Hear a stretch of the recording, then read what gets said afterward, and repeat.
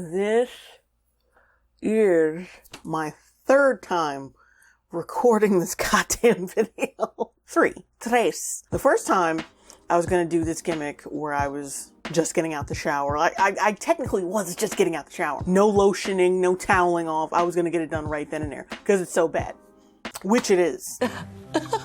It was a gimmick, but at the same time it wasn't, because I actually was so verklempt by this shitty film. And everything seemed to go successfully, but the only thing is that I was testing it out on my new cell phone. The footage was not up to par. It wasn't, no. I opened up Premiere Pro and put the files in, and I was just like, no.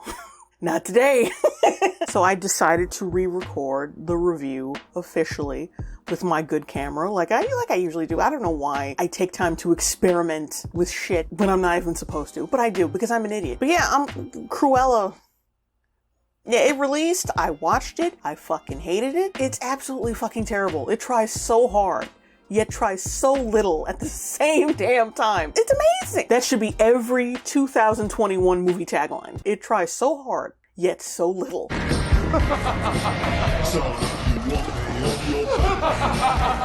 Of course, the film naturally starts out with the classic CGI Disney title logo, and it's black and white for some reason, until the Disney fades in, and you're like, oh, I get it, the color contrast. Because nothing is more bad than damn it. I wish I could specifically hit a certain color so I didn't have to fucking keep like flick, flick, flick, because nothing is more bad than... Hang on. Color contrast. You think I'm picking a little shit, and at this point I am, but hold on. And then it goes full tilt into like narration, the cornerstone of any brilliant film. Fucking narration. From the very beginning, I've always made a statement. Not everyone appreciated that. That's unfortunate. But I wasn't for everyone. The usual bullshit girl boss dialogue. But I wasn't for everyone. It's like a bitch trying to be creepy at a haunted house. Also, during this time, we find out that Cruella was born with her black and white hair. Like, what? Like, why? You know what it reminds me of? It reminds me of that wave of fan films, like the Mortal Kombat fan film. They would try to find realistic causes for why certain characters were the way they were, because they were trying to get away from the mysticism. And Reptile's whole thing was that he had Harlequin ichthyosis and he was a cannibalistic serial killer, which would explain why he would eat flesh. And it was like, okay, that's decent. Okay, fine. But and they're trying to do the same thing here. But why? The hair dye exists. And that's okay. From an early age, I realized I saw the world differently than everyone else. So did Ted Bundy. What's your point? That's ugly. Including my mother.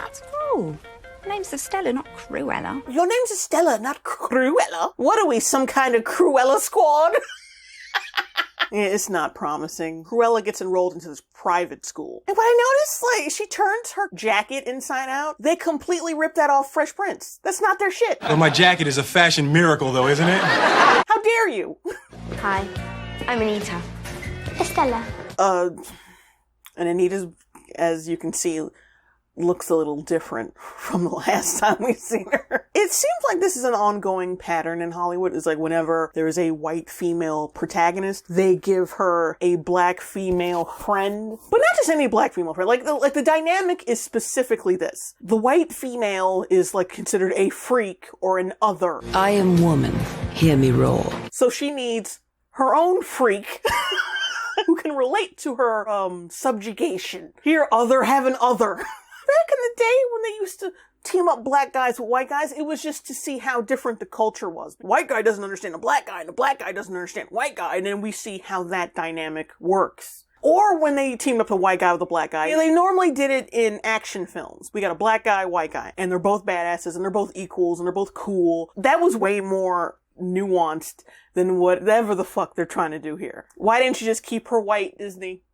Why didn't you just keep her white? Anyway, Cruella doesn't get along with anybody at this fucking school. She fights everybody. Didn't I just say, hear me roar? The fucking headmaster put so many black spots on her record, it looks like a goddamn Dalmatian. Could that be some kind of... Oh my god. I'm playing, but I just fucking thought of that. Like, oh, goddamn.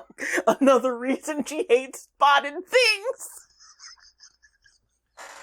She hates spotted things because she got spots on her record. And I'm so pissed off at myself for having a brain. Oh, it's painful. It's so painful. Anyway, Cruella's mother is finally called in. Finally, after all these fucking dots, and tell her, like, yeah, your daughter's a piece of shit. We don't want her here anymore. She's expelled. I'm withdrawing her from your school. I'm expelling her. It's too late because I withdrew her first, so that can't be on a record. You can't fire me, I quit!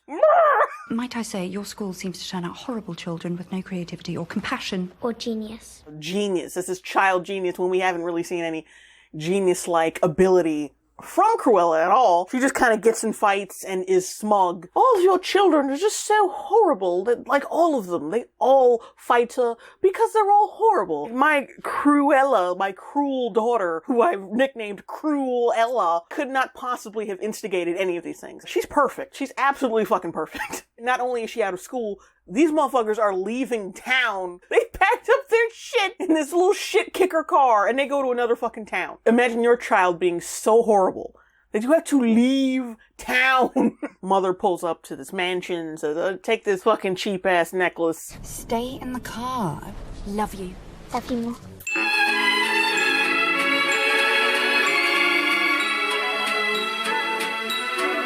Really poorly rendered CGI dalmatians start chasing her around the fucking place. Like, this one thing was fucking funny. They chase her outside and they're tailing her. They're right on her ass. But she makes her way outside. She stops and says, stop!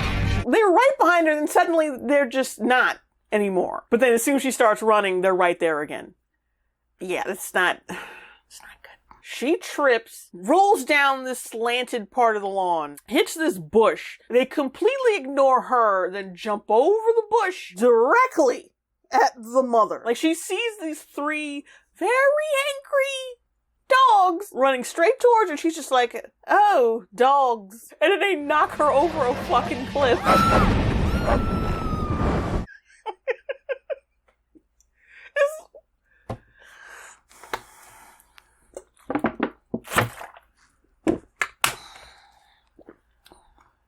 Come on, man. Her scream is so terrible. And her CGI body flomping down the rocks. And then the daughter's reaction like, oh. No. Oh no. This is terrible. This is terrible all the way around. It was my fault. I had killed my mother. I guess she thinks because she brought the dogs to the area that she is responsible for her mother dying. And I'm like, no, that's not how that works. It's not how that works. I mean, I know they're trying to get the point across that children are very impressionable. You think of a kid in the middle of a divorce battle with their parents and they think, oh, my dad left because of me or my mom left because of me. Did I do something wrong? But that's understandable because that situation is very personal. But a kid, running from a bunch of bloodthirsty dogs and then the dogs, like, so happen, like, to be directed at, like, the parent, and then killing the parent by knocking them over a cliff, thinking that's your fault is kind of like, what? Cruella, very distraught with her little shit kicker dog, she runs away and does a Jason Bourne move into a pile of trash. Oh, I landed perfectly on some comfortable trash. The truck Cruella hitches a ride on just so happens to make it to this magical fountain that Cruella wanted to see when she got to London with her mom. Genius girl turns into stupid girl who gets her mother killed and ends up alone. I can see that. She falls asleep on the fountain and wakes up to Horace and Jasper. And of course, our brilliant and girl boss Cruella is annoyed by them on sight. Oh, this boy is nice. He's trash. This boy is befuddled by my existence. He's trash. Their dog is trash. Everyone sucks but me. I would be fine with her shitty attitude if they would try to not spin it as a positive attribute to her character. I think Cruella should not be used for like a girl boss moment, but I digress. Jasper takes pity on her. I think you should stay here, be a part of our gang. What? You'll see throughout the film that he has goo-goo eyes for Cruella, which is so fucking weird when you think about how he is treated by her. Good evening, madam. Get on with it, you imbecile. It's just really fucking inappropriate to make Cruella and Jasper like a will they, won't they scenario? Ugh. No. But anyway, yeah, she stays, and they're a family of thieves, and they love each other, and they make it really, really apparent. A family that's good at stealing stuff. Which is another thing that is very inappropriate. The fact they all love each other and that they're all friends and a family, it just, when you know how she treats them later, it's just... No! How can you build from this? Oh, I forgot to mention, Cruella decides that she needs a change, and she tries to dye her hair a whole solid color. Plops some fucking dark hair color dye on her hair. Bitch, you cannot put hair dye on dark hair. You have to bleach it first. Otherwise, the hair's not gonna pick up the color. If you do this, you're actually gonna look like Harley Quinn. But yeah, this girl is such a genius. Don't worry, we're just getting started. There's lots more bad things coming. Cruella sees a billboard of this fashion place she wants to work at because she has dreams and aspirations. She wants to be a somebody. But as good as things were, I felt I was meant for more in this life. Like, she's gonna fucking murder puppies. Why do we need to know this? Anyway, Horace and Jasper celebrate Cruella's birthday. Oh, they're such a family, so beautiful. Oh, yeah, she's gonna emotionally and physically abuse them later. Jasper surprises her with, oh, look, you got a job at that place you wanted to work at. How did you do this? Yeah, no, pulled a couple of strings. I gotcha! You thought I didn't see you now. That was one of the very rare funny scenes. Like him hanging from a ceiling and just dropping the job application. It's like, how did you do this? How can no one see you? How does this work? But that doesn't last. It's kind of like just that little thing, and then there's the rest of the movie. So she goes to work at this place, and this is the point where you start to notice the soundtrack. The entire 70s Top 100 is in this film. It's the top of the season. Bombard you with fucking music. The soundtrack is litty, no doubt about it. But I'm not gonna give the movie any credit for that, because all you did was like make a top 100 list. You compiled songs by the actual talented people, and then just put them all together. And there's a tracking shot from this greenhouse type window through the building, all the way down to the basement. And I'm like, motherfucker, what? Have you ever seen filmmaking that's actually good and it pissed you off because the script that's working from is just trash? That's the situation. You're not fucking Goodfellas. What are you doing? And I'm saying to myself, yeah, it's good filmmaking. It is. But it's in this film, so it's just, like, annoying. But the whole tracking shot is just a trick to show you that Cruella's working in basements and cleaning toilets instead of being up front, doing a shit job. Her boss is a dick. She gets fucking trash all over her. Really? There's even a point where she has a banana peel on her face and she fucking eats it. Circular slice of banana on your cheek. Like, what was the point of that? Ew, gross. She gets frustrated and steals her boss's booze and then just starts floating around the upstairs. You keep saying you got something for me. I just can't leave you looking like that. Be cruel. Yeah, she gets drunk, she remodels the whole dress, and she wakes up and it's, oh, look how awesome it is now. There's such cliches in this fucking film. Fucking employee protagonist does a thing, the fucking boss doesn't like the thing, chastises him and fires him for the thing. Then the real boss, the boss's boss, comes in. 5 to 1, baby. And says, hey, who did that thing? The lower management boss says, well, that person did the thing, and they have been fired for doing the thing. And then boss's boss is like, okay, but I like the thing. That girl put together a better window display than I've seen here for 10 years. Here. Oh, I'm so British. My teeth, my helmet hair. Breeding. Upper management boss says, okay, where's the person who did thing? And then upper management person rewards protagonist employee for doing thing. And then the plot moves on. So now Cruella is working with the Baroness like she always wanted. And it is another fucking song from the soundtrack. From the time Cruella first started working there to now, it's been like 4 or 5 songs. It's just 10, 15 fucking minutes.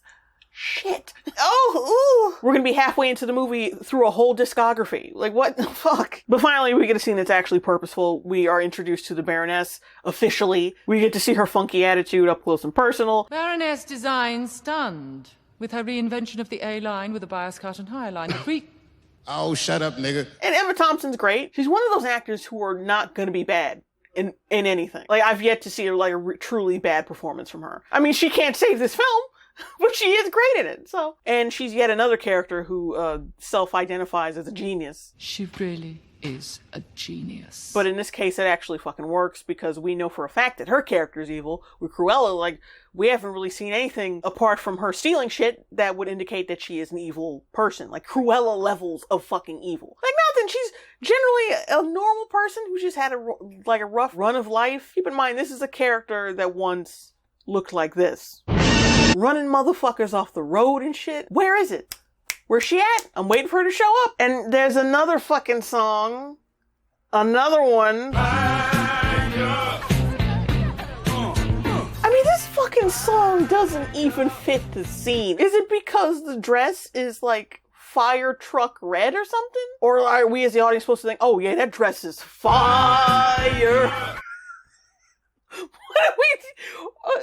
What? Why are you doing that? What? And we meet the fourth, very first gay Disney character. This nigga, which I'll give him props that finally we have a character who looks openly gay, but he is in this film. You look incredible. Oh, I hear that all day, so I guess it's true. You look incredible. He looks like a pirate hooker. It ain't just an insult from Anchorman, okay? He literally embodies that shit. How does that look go on the streets? Some abuse and insults, of course, but I like to say that normal is the cruelest insult of them all. Do you have any other slogans from Hot Topic you want to bust on me, or? And of course, Cruella loves him instantly. Oh, you're gay and you're just as insufferable as me. We're going to be friends, Artie. Artemis. Arthur, my dear. I hate this movie. Anyway, we continue. In this particular scene, Cruella sees that she's wearing the same necklace that she left behind when she was a child, like during the Dalmatian hit, and she's not very subtle about noticing it. Like, not at all. Your necklace? Family heirloom. Funny story, actually. An employee once stole it. No, she did not. Slight tone delivery problem. I meant, no, she did not. She collects herself and tries to be covert, asks her where she got the necklace from. And of course, Emma Thompson gives her a line of bullshit. Oh, an employee who stole it, then came back asking for money, whatever. She wasn't a good mother. And Cruella decides right then and there she's gonna get this fucking necklace back. And, you know, Cruella laments to Horace and Jasper at one point, like, oh, the necklace is mine. It belongs to me. And I'm thinking to myself, like, how is this outrage special? She already thinks that other people's shit belongs to her. So I'm like, okay, you think it belongs to you. All right. Something, why should I care? From here, the movie becomes like a heist film. First we go from The Devil Wears Prada to heist film. Let's focus. You can't even get your first movie right. So the heist requires a distraction in order for Horace and Jasper to be in the cut doing their thing to get the necklace. And she's like, I'll be the distraction because I'm just so lively as a character. They're at the gala. Horace is undercover as this exterminator. He takes one of their little shit kicker dogs and dresses him up as a rat. He's trying to convince this security guard, hey, let me in because you got a rat problem. And he makes the rat dog fucking attack the security guard so he'll be more convinced to let him in. But I'm like, bruh, that dog rat clearly has an eye patch on. And he makes a very audible dog noise when he attacks the security guard. How did you fall for this? This movie is so dumb. Oh, and Anita Darling's back. Now she's all grown up and she's a photographer for a newspaper. That's it. That's her character. She doesn't really have one. In the other movies, she had a character. She was a sweet-natured woman who loved her husband and loved her dogs. Like, that was a character. In this, she's just like, she's the black chick. She's the friend who's just there to support the fucking protagonist. It's Batwoman all over again. It's like with Luke and Kate. But even Luke had a character. But Anita has no character. She has none. My face hurts. The distraction. She walks in, does some magical shit, because why not? Baroness doesn't like this bitch upstaging her, so she sicks these very large pipeline-ass security guards on Cruella, and she's just effortlessly kicking their ass. She just taps one guy in the shoulder with a cane, and he just falls over. who she steals a key to I don't know, the place where the fucking necklace is, whatever. She steals it from one of the security guards and throws it up at Horace. How she knew he was there and how she knew he would perfectly catch it is beyond me. Horace has the key. He opens the door. Blah, blah, blah. He looks in there. No necklace. Because, of course, the Baroness would wear her most prized piece of jewelry on her body during her fucking gala. Duh. So the fucking distraction shit wasn't even necessary. Why did it happen? Hijinks, that's why. Because Disney needed hijinks for the kids so they wouldn't get bored during this piece of shit. Drank some water, I need to pee and hush. The whole room is hanging on to her every word. Like, why? Like, no one turned around and said, why is this thoughty circus clown talking? But the Baroness is won over by her drunken high school girl act for some reason. You're absolutely fabulous. I'll entertain you, woman who assaulted my bodyguards. So the necklace thing didn't work out. She's wearing it. What are we gonna do? Let's have Jasper come out with a silver platter filled with rats. Such a rat. And just have Cruella crudely snatch the fucking necklace off Emma Thompson's neck. And I'm like, she saw that. She definitely saw that shit. Cruella did a ghetto chain snatch on this bitch. And we all know how those situations end up.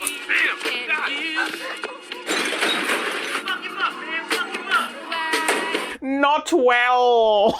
Yeah, Cruella spots the Baroness using her dog whistle to call her dogs. And she has a flashback to when the Baroness called the dogs to kill her mom, but like, bitch, you didn't see that? Us as the audience, we didn't even see that. You were behind the bushes when she called the dogs. So how are you remembering this? And obviously you didn't hear the dog whistle because you automatically went to, oh, I killed my mother. It's all my fault. Horace falls into a cake. And then they leave, and they have to find a way to get the fuck out of there. So Cruella steals a car that suspiciously looks like the same car from 101 Dalmatians, the live-action remake, but in a totally different color. They stop right in the middle of a fucking chase. And she pulls over to have a sad. The Baroness killed my mother. It wasn't my fault. She killed her. And it's supposed to be this moment, but it's so stupid. A lot of people are praising Emma Stone for her performance in this, but she just seems really fucking cheesy. Just went a step back as an actress with this film. I don't see why the praise is justified. But anyway, they make it home and Cruella's in bed having an identity crisis, as you would if you found out your boss killed your mom. And then there's this cheesy dialogue. They say there are 5 stages of grief. Well, I'd like to add one more. Revenge!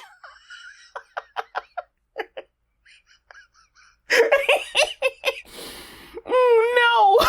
And that's compounded by her coming out full-on Cruella gear, completely embracing the Cruella persona. Like, to the point where she starts treating Horace and Jasper like shit for no reason. Up to this point, they were all cool with each other. They were Dominic Toretto levels of solid. They were family. And then suddenly she's knocking their food on the floor and acting like a bitch. Calling them names. Little iron team. Well, there is an iron imbecile. Go. Hey, no, you can't talk to us like that. We're helping you here.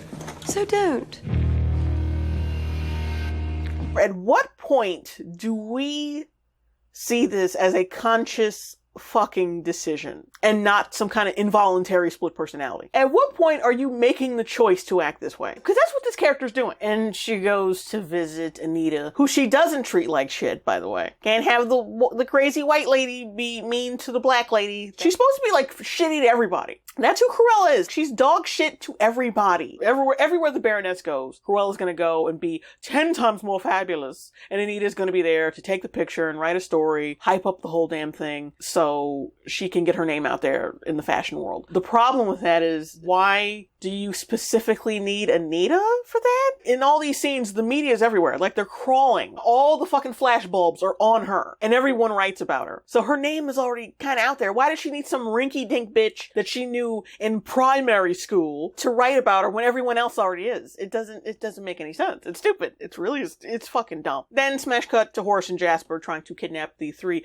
vicious, evil Baroness Dalmatians. Once again, there's yet another song playing. The car wash song. Is that because the dogs are being washed and that's the whole tie-in for the song? Oh shit, that is beyond lazy.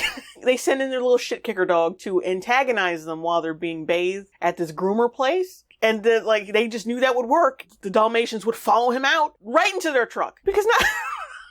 No, this movie is dumb. Oh yeah, and she recruits the gay guy to be a part of her team because he's so gay and fabulous. And he just works at a clothing store though. But in another scene, we see him organizing designs and shit. What?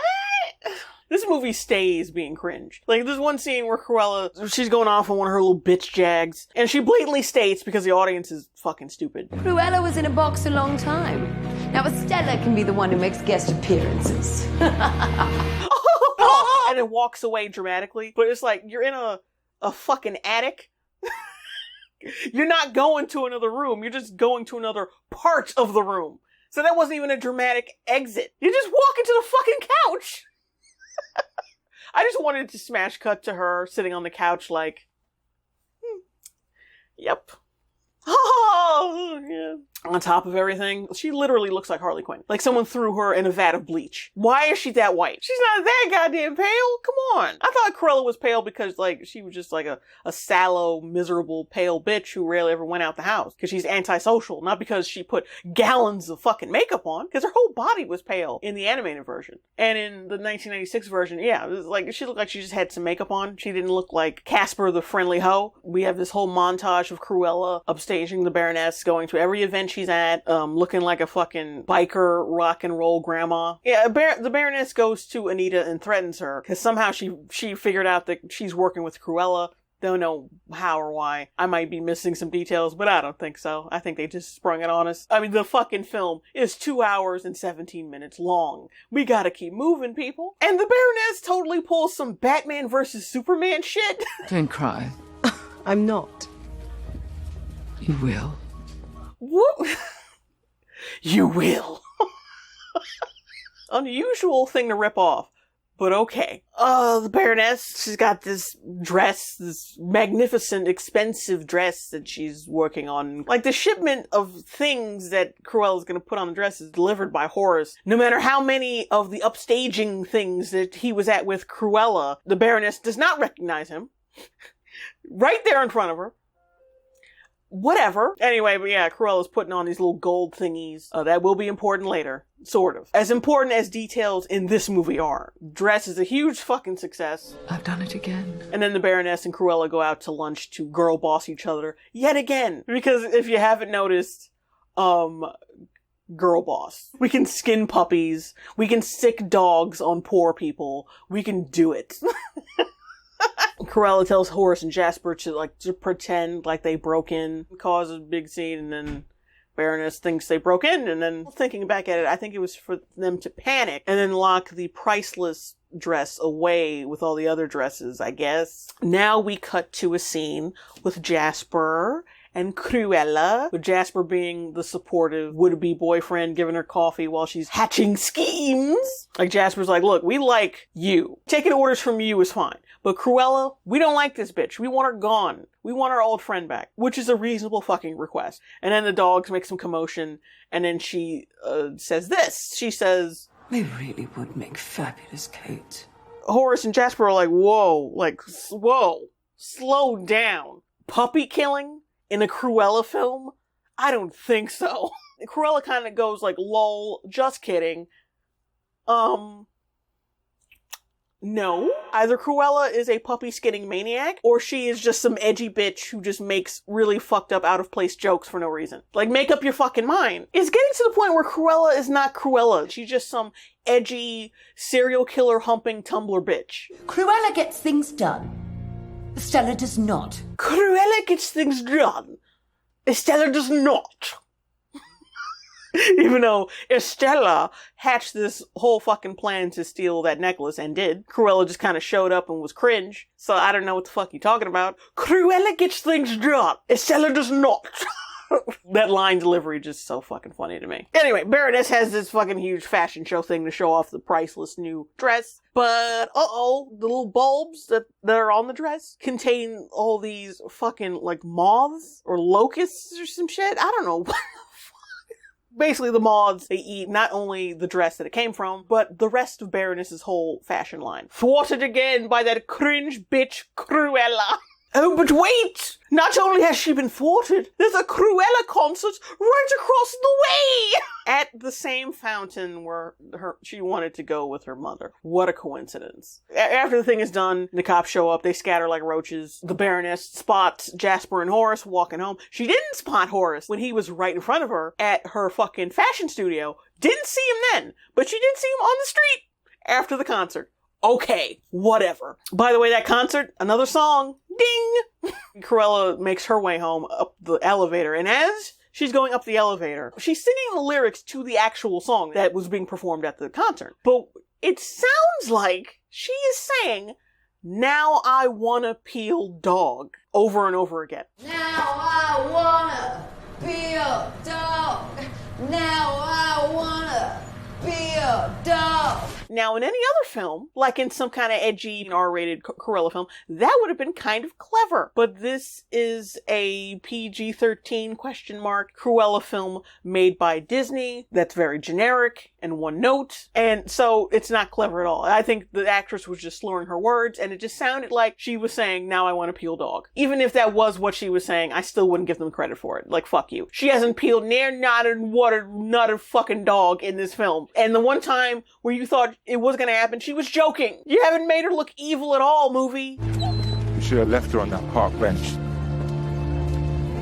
Oh, that little facial expression on that CGI dog. That's terrible. Oh, what? Like, I know you want the dogs to emote, but they did that just fine in the 1996 version. Like, there was so much good dog acting. The motherfuckers who worked on that film should have got an Oscar for animal training. If that's not a thing, that should be a thing. There's one scene where one of the dogs was describing how the puppies were kidnapped. How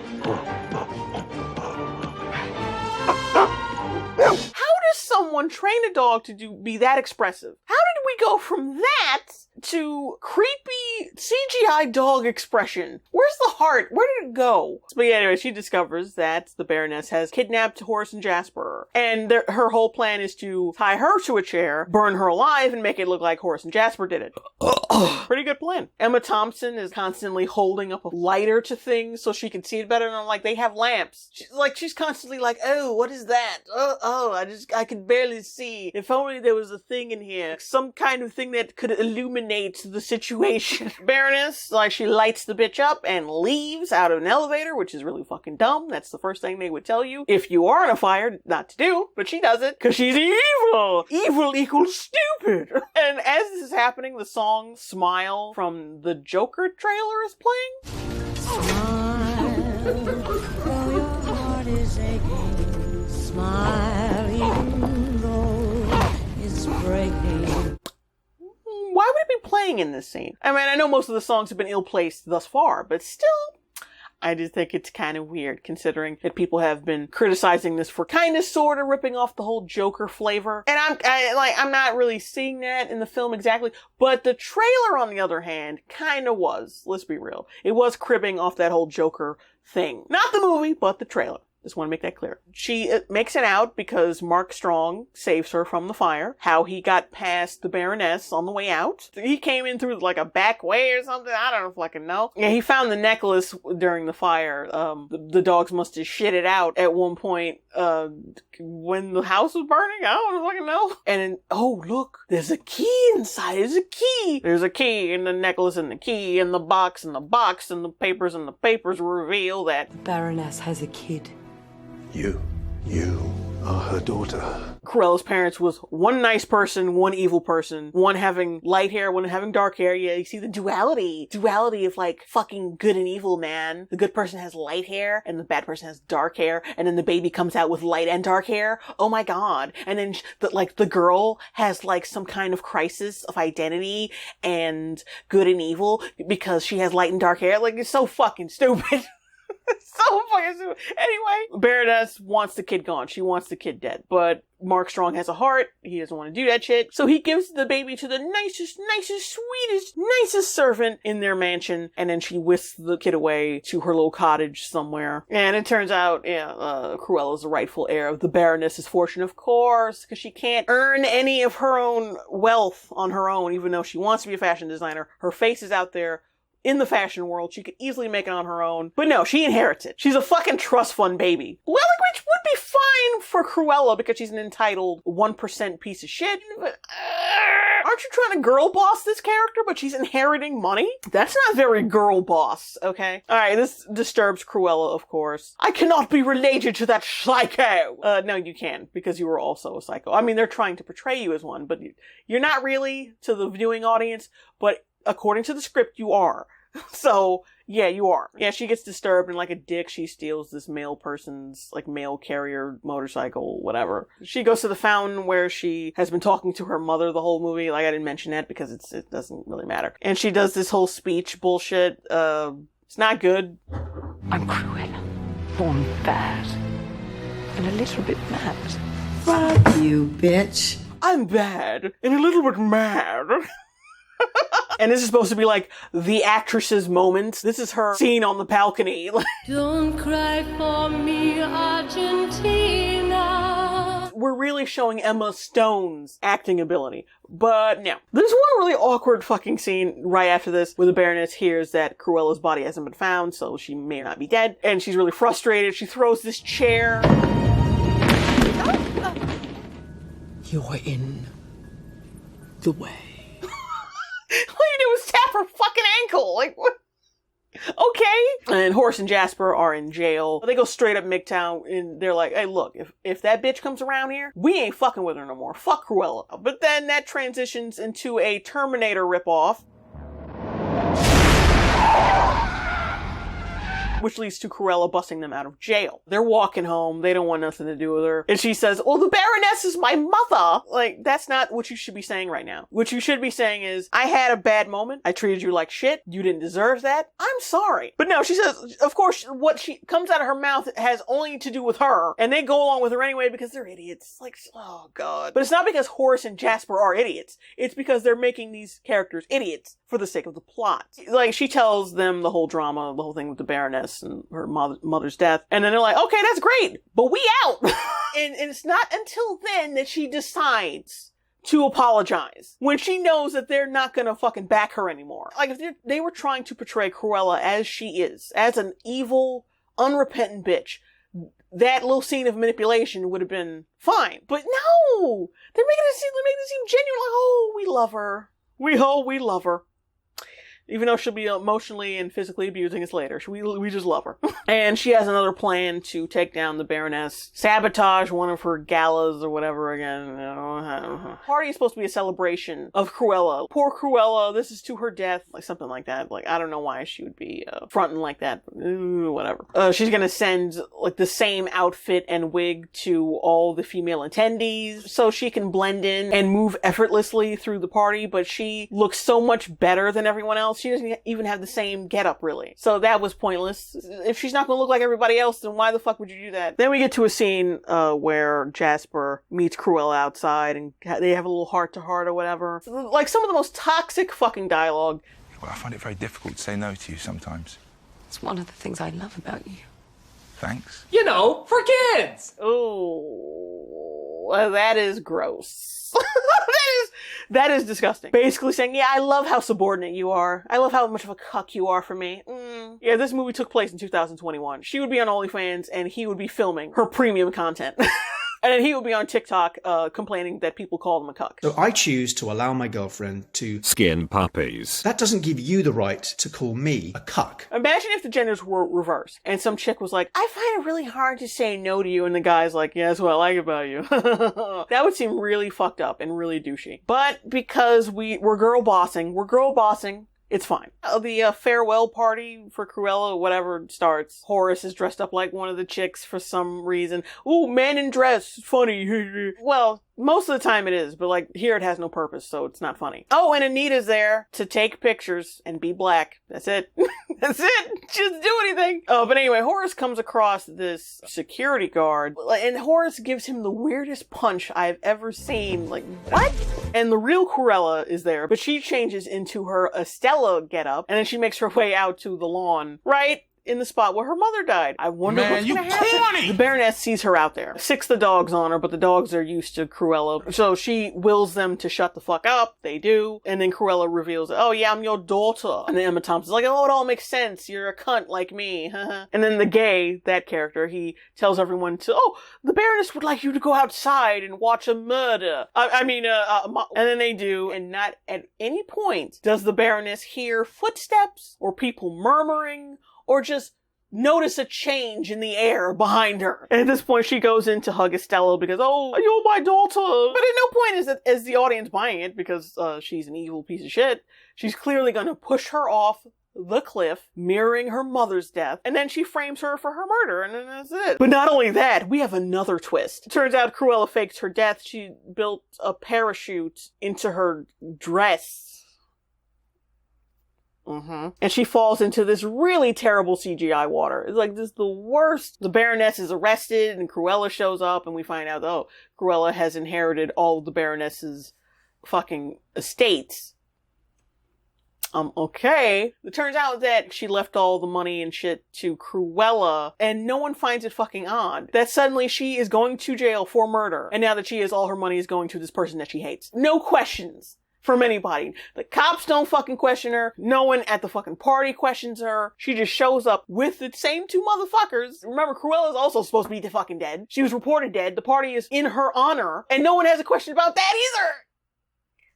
What the fuck? This movie is shit. This poorly written trash. And then after all that mess, there's just like this mock funeral for Estella. Goodbye, Estella.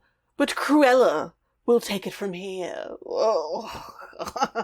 Take off that fucking Party City outfit. Honestly, stop it. And yeah, she's inherited Hellman Hall, which is the Baroness's old crib. And there's a part where she rolls up to Hellman Hall. Out of the word Hellman, she takes out the man. And leaves it saying Hell Hall, which is just a blatant fucking ripoff of Batman Returns. And then we get another song that brings home the credits. I have no sympathy for this devil. Fuck this bitch. This is a really shitty movie. This might be the second worst live-action Disney film. Oh, but wait! There is more. There's an after-credits sequence. Because this is like some Marvel-level shit where we need to build up more lore and a teaser to the next film. Cruella gave Roger and Anita, yes, the characters from both 101 Dalmatians films, gave them Pongo and Perty. Roger is played by some fucking random guy who was floating around in the film, some random lawyer character, I don't fucking know. Did you notice him? Because I sure as fucking didn't. I don't even remember his goddamn name, but now I know his name is Roger. Here's what's really terrible about that, besides Roger singing at the end of the scene. Cruella devil. Cruella devil. The 3 Dalmatians that Cruella inherited from the Baroness, one of them was pregnant. And the puppies that she had, 2 of them, she gave to Anita and Roger. Yes, those 2 dogs, Pongo and Perty, are brother and sister. And the 15 Dalmatians they have in the future films, or in the past films, whichever you prefer, are fucking incest babies. Oh yeah, is that some kind of like further justification for her being a psycho and trying to kill them later? Because they were incest babies? Because they were abominations? And she didn't want these dogs to breed more abomination dog babies? Is that what it was? What the fuck? It's already silly that you race swap the characters for some reason. And then we had the Dalmatian defamation. And now we've got Dalmatian incest breeding. What? Why? This movie is hot garbage. Because that just takes this iconic fucking villain character and just reduces her to, lol, just kidding, I'm edgy girl boss on Tumblr. Fuck! And then, like, the incest dog babies! Like, the incest puppies! Cruella doesn't really exhibit any, like, truly evil character. Not really. She's kind of a dick to Horace and Jasper, like, it's still shitty. But is it, like, evil? Or is it just like a callback to how shitty she was in the previous film? It's just a callback. That's what it is. Like, they want to justify her behavior because girl boss, but they also don't want to do that because that would be irresponsible on Disney's part. So the film is just, like, really morally confused. And the characterization is even more confused. So it's just fuck you. Like, it's fucking 88 degrees right now. I'm risking sweating on camera and being hot and irritable just so I can film this review again. Under these fucking lights, just so I can trash this film for a third fucking time. That's how bad this film is. It made me hot. Just unbearably hot. Anyway, that's gonna be it for now. I'm hot. I need to turn my air conditioner back on. I need water. I need to go. See you later, and thanks for watching.